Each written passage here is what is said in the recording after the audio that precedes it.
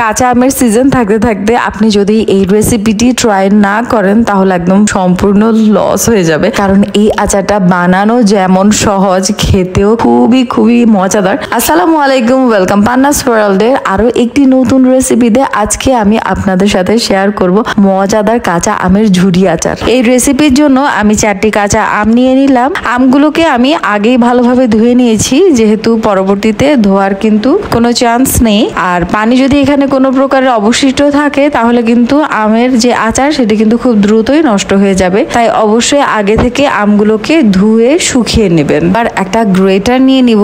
আপনাদের বাসায় যদি চিকন গ্রেটার থাকে সেটা কিন্তু হবে না, একটু মোটা গ্রেটার লাগবে, তাহলেই কিন্তু আমের যে ঝুরি আচার সেটা একদমই সুন্দরভাবে স্মুথলি হয়ে যাবে। আদারওয়াইজ আপনাদের যে আমের ঝুরি আচার সেটা কিন্তু গলে যাবে। তো অবশ্যই একটু মোটা সাইজের যে ছাঁচগুলো আছে সেগুলোই ব্যবহার করার চেষ্টা করবেন। আচার তৈরির এই পর্যায়ে আমরা একটা সিম্পল মশলা তৈরি করে নিব।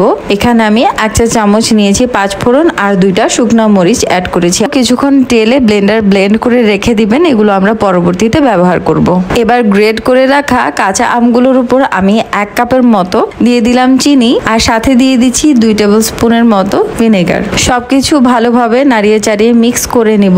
এবার আমি সবকিছু ভালোভাবে মিক্স করে আমি চুলায় তুলে দিলাম। আর দেখতে পাচ্ছেন চিনিগুলো কিন্তু আস্তে আস্তে গলতে শুরু করেছে, আর আম থেকেও কিন্তু পানি ছেড়েছে অনেকটুকুই। চুলার জাল মিডিয়াম ফ্লেমে রেখেই আমি নাড়তে থাকবো, কারণ আমরা যেহেতু এখানে কোনো পানি অ্যাড করব না, আম থেকে নির্গত পানি আর চিনির শিরা এই দুটোকেই ভালোভাবে একসাথে মিক্স করতে করতে এই আচারটি কিন্তু তৈরি করে ফেলবো। 5-7 মিনিট পর এখানে অ্যাড করে দিচ্ছি 1/4 চামচ হলুদ গুঁড়া, 1/4 চামচ কাশ্মীরি লাল মরিচ, আর হচ্ছে স্বাদ মতো লবণ। তো আপনারা চাইলে নর্মাল যে লাল মরিচের গুঁড়া সেটাও অ্যাড করতে পারবেন, কোনো অসুবিধা নেই। সবকিছু মিক্স করে এই পর্যায়ে আমরা অ্যাড করে দিব আমাদের যে 5 ফোড়ন আর শুকনো মরিচের গুঁড়া আমরা তৈরি করে রেখেছিলাম সেইটা।